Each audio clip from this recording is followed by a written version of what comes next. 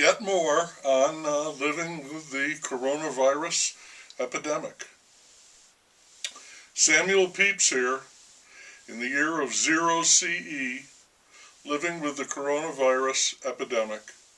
Lately, maybe it's my imagination, I thought I was beginning to see a few hopeful signs that possibly this situation would lighten up a little, and that might indicate a trend, and we could see our way out of this. But that optimism suffered a real setback this morning. I went to a medical appointment. The last one was 4 weeks ago. The office then was very casual about safety issues. Today it was all locked down. It looked like a war zone. Everyone was wearing a mask.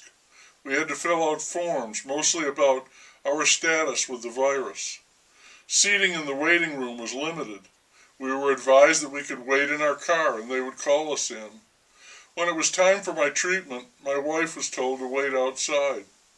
The lady who worked with me sanitized her hands 5 times while I was in the room, 10 minutes. That was just a warm-up. Over the radio, worse news. A vaccine expert, who has developed several of them, estimated that it would take at least 2 years to come up with an effective vaccine against the coronavirus.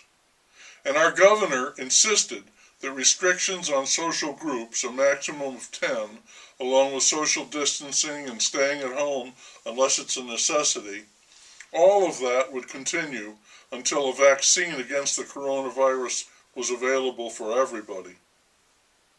That's terrible. Clearly, we can't live like this for 2 years. That would shatter everything. I had no idea previous to this that we could be looking at something of that magnitude.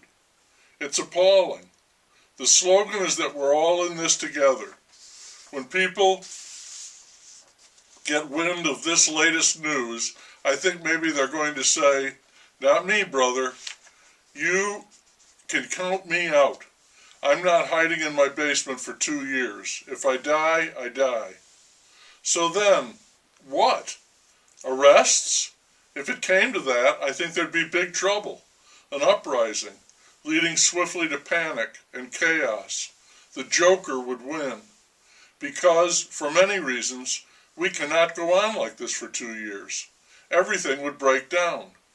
So if this is true, the 2-year minimum, and the governor's position, no relenting until there is a vaccine, then we will arrive at where we do not want to be, between the rock and the hard place. I hope it doesn't come to that, but if what I heard is true, and not another bogus model, then I think we are doomed, forced to make a choice we will regret even as we make it. Simply considering it, hypothetically, plunges me into despair. That ledge was too high, too narrow, and I'd be out on it for too long, so I talked myself off it. Today we are told 80 million Americans will be receiving their relief money from the federal government, part of that $2 trillion stimulus package. If you do your banking automatically by direct deposit over the internet, the money was supposed to be delivered today. If you bank by check, they say that will take a little longer. We have tried twice to see if money had arrived, but the search has proven to be, so far, unsuccessful. The bank website is responding by saying that they are experiencing technical issues and they will be back up as soon as possible. Our guess is that they got hit with a flood of deposits that overwhelmed their system and they could not process them all. What I want is simply to verify that the government really is printing money and handing it out. I cannot see how that will have a positive outcome. So, another ledge. This is tricky footing. Also, they are having trouble with the PUAS. That's the Pandemic Unemployment Assistance System. It's hard for them to tell if a person is really unemployed, permanently or on furlough, or if they have chosen to stop working and collect another government check. So many people are applying, in the millions, that it's impossible to process applications on a case-by-case basis. And of course, the agency itself is understaffed, and it will be incapable of dealing with all the people who want some money. It's a problem.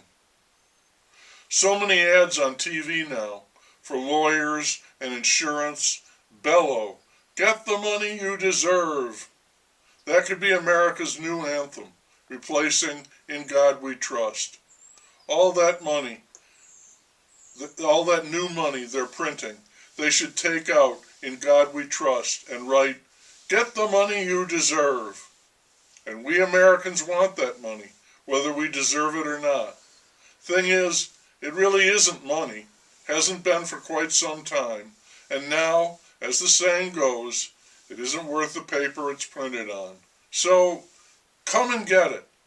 Get the money you deserve.